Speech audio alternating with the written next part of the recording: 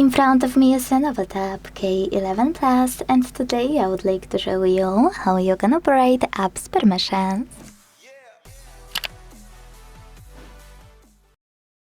First of all, go into Settings and scroll to click on this section called Security and Privacy.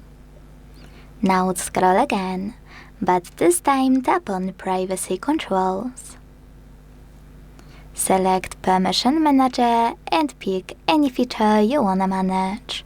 For example, let's go with Camera.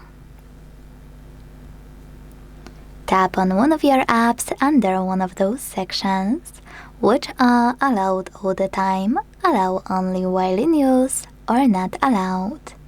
They are different for each section. For example, when you click on Calendar, you will have only allowed and not allowed.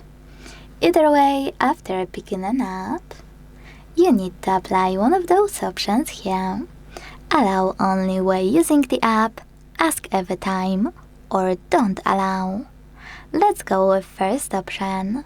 When I tap and go back, I can see that my Google Drive just gained access to my camera while I'm using this app. But what I like to do is pick any feature just to find an app I wanna manage, like going into Contacts only to access my Gmail.